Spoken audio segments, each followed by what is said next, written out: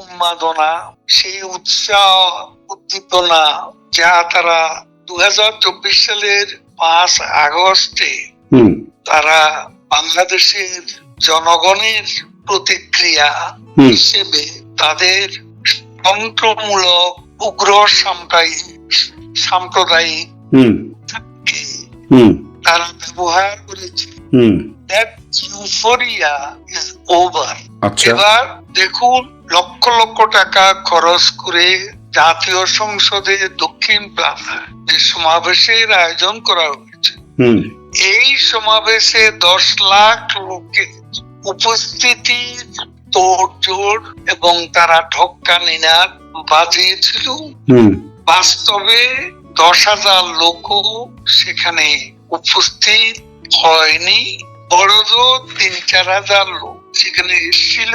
তাও সরকারি কোষাগারের অর্থ ব্যয় করে, ট্রেন ভাড়া করে, তারপর সরকারি কর্মচারীদের বাধ্যতামূলক ভাবে উপস্থিত থাকা এবং জেলা পর্যায়ে উপজেলা পর্যায়ের অফিসারদেরকেও এই সভায় বাধ্যতামূলক ভাবে উপস্থিত থাকার নির্দেশ প্রদান। এটাকে আপনারা রাজনৈতিক ভাবে কিভাবে দেখছেন? মানে এটাকে রাজনৈতিক ভাবে আপনারা এটাকে কিভাবে দেখছেন? মানে কি উদ্দেশ্যে বা এটা করা হলো এবং এদের কি হচ্ছে? এই জুলাই অভ্যুত্থান তারা যাকে বলে, এই জুলাইয়ের সেই সো-কল আন্দোলনের ব্যাপারে মানুষের এখন সামান্যতম কোনো উৎসাহ নেই। তাদেরকে সেখানে উপস্থিত করানো হয়েছে, তারা বাধ্যতামূলক ভাবে এসেছে, অনেকে চাকরি রক্ষার স্বার্থে এসেছে, কেউ মন থেকে ইউনূসের এই জুলাই সনদের অনুষ্ঠানে। একটা জিনিস বলছি যে এটার মধ্যে মুক্তিযুদ্ধের সময়ে বলা হচ্ছে যে আওয়ামী লীগের সরকার, শেখ মুজিবের সরকার, মানে বলছে যে 72 থেকে 75 এই সময়টা, অর্থাৎ সংবিধান রচনা পর থেকে এই সময়টা অনেক রকম মানে অনাচার, একদলীয় শাসন ব্যবস্থা, এগুলির ওখানে তীব্র নিন্দা আছে। আবার শেখ হাসিনার সরকারটাকে একটি কালো অধ্যায় বলে সেখানে মূলত বর্ণনা করা হয়েছে। তো এগুলোকে আপনারা কিভাবে জবাব দেবেন? মানে আপনাদের শাসন আমলটাকেই তো, মানে শুধু হাসিনা নন, তার পিতার শাসন আমলটাকেও তো এখানে প্রশ্নবিদ্ধ করা হয়েছে। বাংলাদেশের স্বাধীনতা পর্বতের মুশিক প্রসবের মতো কোনো ঘটনা নয়। কোনো এক ব্যক্তির বাঁশির ফুতে অথবা কোনো এক ব্যক্তি হ্যামিলনের বংশীবাদক হয়ে ডাক দিলে স্বাধীনতা রমতম, এটা একটা বিকৃতি। 72-এর সংবিধান, সেই সংবিধান সারা পৃথিবীতে প্রশংসিত হয়েছিল একটি আধুনিক গণতান্ত্রিক সংবিধান হিসেবে। চমৎকার একটা সংবিধান, এর বর্ণনা আন্তর্জাতিকভাবে বিভিন্ন মিডিয়া, পলিটিক্যাল। কিন্তু এখন তো যা গতকাল একটা জিনিস বলছি, গতকাল বিভিন্ন দল, বিশেষ করে বিএনপির উপস্থিতিতে যেটা সিদ্ধান্ত হয়েছে যে পরবর্তী জাতীয় সংসদ নির্বাচনের পর যারা ক্ষমতায় আসবে তারা এই ঘোষণাপত্র মেনে সংবিধান সংশোধন করবে। তো শেখ মুজিবুর রহমানের নেতৃত্বে যে প্রথম সংবিধান বা মুক্তিযুদ্ধ চলাকালীন 10ই এপ্রিল যে স্বাধীনতার ঘোষণাপত্র, সেগুলি সবই তো বদলে যাবে। আপনারা তাহলে কি করবেন? স্বাধীনতার ঘোষণাপত্র যেটা সংবিধানে বর্ণিত আছে তাকে ভিন্নভাবে, বিকৃতভাবে, ইতিহাসকে বিকৃত করে উপস্থাপনা 71-এর মুক্তিযুদ্ধের চিন্তা চেতনা একেবারেই পরিপন্থী। না, আমি বলছি যে তারা তো সংবিধান বদল করবে সিদ্ধান্ত নিয়েছে, আপনারা কি করবেন সেক্ষেত্রে? সংবিধান বদল করবে এ ধরনের স্বপ্ন দেখতে পারে, কিন্তু এখানেই সব শেষ নয়। এই দিনও দিন নয়, আরো দিন কিন্তু আছে। মানে আপনি বলছেন ওরা যদি সংবিধান সংশোধনও করে, আপনারা আবার ক্ষমতায় ফিরে আপনারা আবার সংবিধানকে আগের জায়গায় পৌঁছে দেবেন, এটাই আপনার কথা থেকে প্রতিভাত হচ্ছে বলে আমি বুঝতে পারছি। আমার প্রশ্ন হচ্ছে যে আপনারা কিভাবে আসবেন, কারণ আপনাদেরকে তো নির্বাচনে দাঁড়ানোর কোনো সুযোগ দেখছি না। আপনাদেরকে কার্যকলাপ নিষিদ্ধ ঘোষণা করেছে, নির্বাচন কমিশন নিবন্ধন বাতিল করেছে, নির্বাচন আগামী ফেব্রুয়ারি মাসে মানে রোজার আগেই সম্পন্ন হবে। তাতে তো আওয়ামী লীগের অংশগ্রহণের কোনো মানে অবকাশ এখনো পর্যন্ত দেখছি না। কি করে নির্বাচন হবে? হুম তারা নিজেরাও তো নির্বাচনের প্রশ্নে ঐকমত্য পোষণ করতে পারেনি, কারণ এই জুলাই সনদী সমাবেশে এনসিপি প্রথম সারির যে নেতারা তারা উপস্থিত ছিল না। তারা চলে গেছে কক্সবাজারে পিটার হার্সের সঙ্গে দেখা করতে এই অনুষ্ঠান এড়িয়ে। আর অন্যদিকে বিএনপি ছাড়া জামাত ইসলামী এবং ইসলামপন্থী কিছু দল যারা ইউনূসের ঘনিষ্ঠ মিত্র বলে পরিচিত, তাদের প্রতিক্রিয়া কিন্তু ইতিবাচক নয়।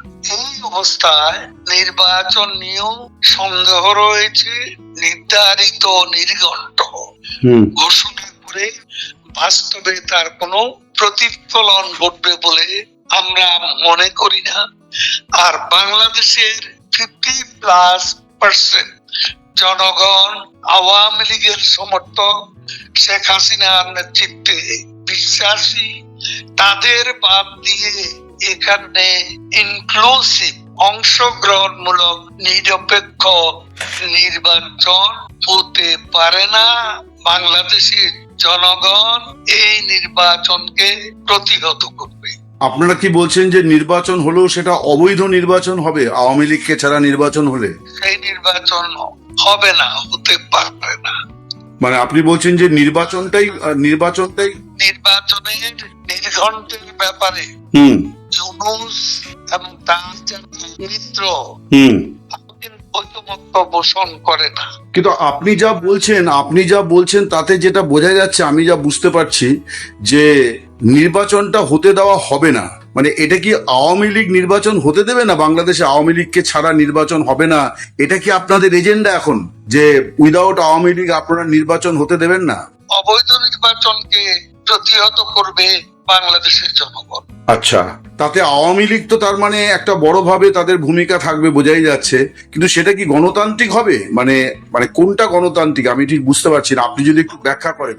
গণতান্ত্রিক, অবৈধ নির্বাচন কি গণতান্ত্রিক? ওরা বলছেন যে আওয়ামী লীগও এরকম 3টে অগণতান্ত্রিক নির্বাচনে জিতে 16 বছর ক্ষমতায় ছিল। আওয়ামী লীগ কনস্টিটিউশনালি যতগুলো নির্বাচন করেছে, অবৈধ বলতে কোনো নির্বাচন হয়নি, এবং নির্বাচনে একটি দল আসলো না, বয়কট করলো। পলাতক শেখ হাসিনা 1 বছর পরও মাটিতে নামলেন না, জনগণের মুখোমুখি হলেন না, তবে আক্রমণ চালিয়ে গেলেন ভার্চুয়ালি।